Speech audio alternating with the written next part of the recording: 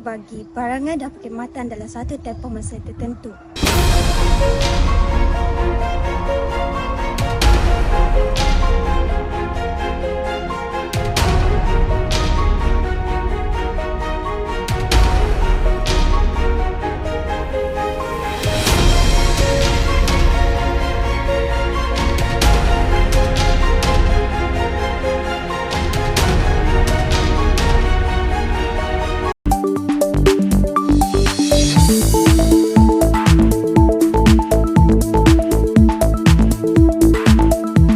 Antara kelompok negara-negara ASEAN yang mencatat kadar inflasi rendah.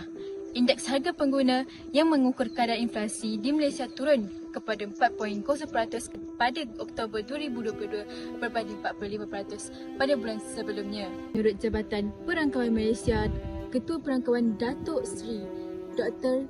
Muhammad Uzair Mahidin berkata, pertumbuhan menyederhana inflasi pada Oktober 2022 didorong oleh peningkatan perumahan, air, elektrik, gas dan bahan api lain yang mereda kepada 1.5% berbanding 4.0% pada September 2022. Demikian menurut Jabatan Perangkawan Malaysia, Ketua Perangkawan Datuk Dr. Seri Muhammad Uzair Mahidin berkata, inflasi bakteras yang mengukur perubahan harga barang dan perkhidmatan tidak termasuk item makanan segar yang tidak menentu. Dari segi harga dan serta barang perkhidmatan tertakluk dengan kawalan harga dari kerajaan turut meningkat perlahan 3.1% berbanding 3.5% pada Mei 2023. Antara punca inflasi di Malaysia ialah nilai ringgit Malaysia terus jatuh, kebanyakan barangan keperluan perlu diimport dari negara luar, dikala nilai ringgit Malaysia terus merosot nilainya.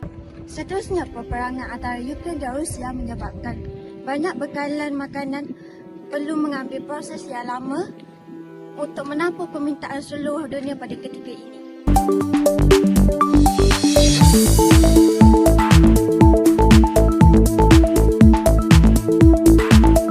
Isu inflasi kepada rakyat Malaysia terbahagi kepada dua, antaranya kesan negatif, kos beli di kalangan pengguna menurun serta kos sara hidup di kalangan rakyat Malaysia terutamanya di kalangan B40 akan terjejas teruk. Hal ini kerana harga barang dan caj perkhidmatan berlaku kejatuhan disebabkan telah berlakunya pengurangan permintaan di kalangan pengguna di Malaysia. Kesan seterusnya, kesan positif dapat menggalakkan lebih ramai untuk menyimpan duit simpanan di bank berbanding belanja. Ini kerana kadar faedah simpanan yang ditawarkan bank komersial lebih tinggi daripada kebiasaannya.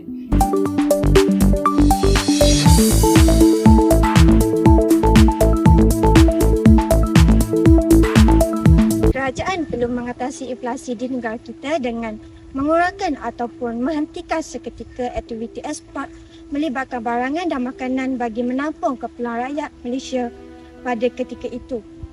Seterusnya, kerajaan perlu menetapkan harga siling baru untuk makanan keperluan negara bagi membolehkan pembekal dapat meningkatkan pengeluaran makanan pada masa akan datang. Dan langkah yang terakhir ialah meningkatkan subsidi kepada pembekal makanan.